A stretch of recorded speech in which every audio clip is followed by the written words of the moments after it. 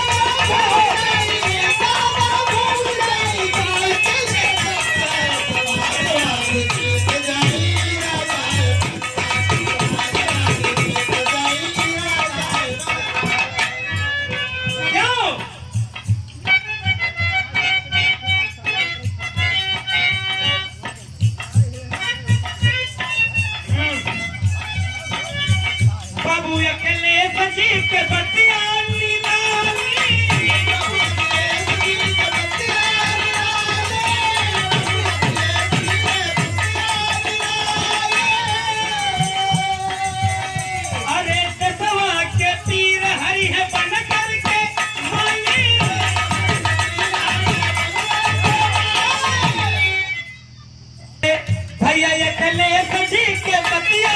निराली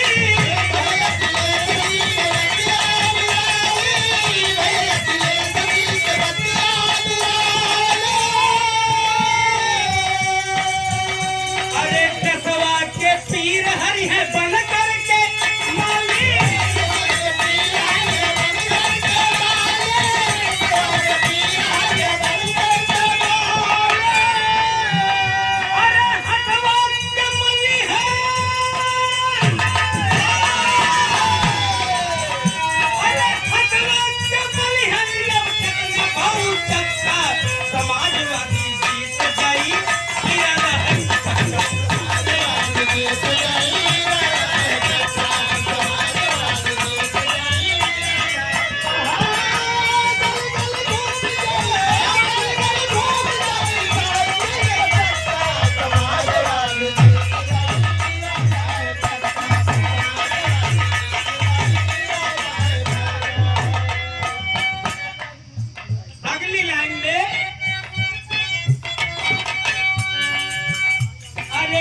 बाबू मुलायम जी के सपना हो सकार हो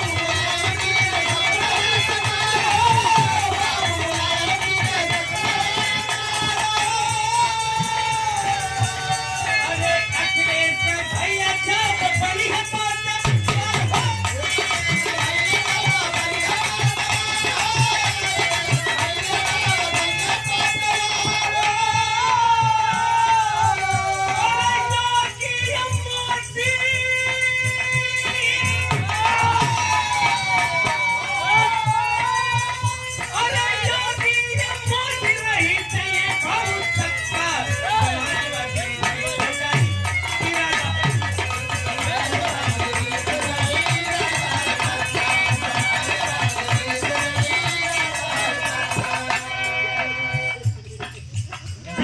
गणेश राम लाल के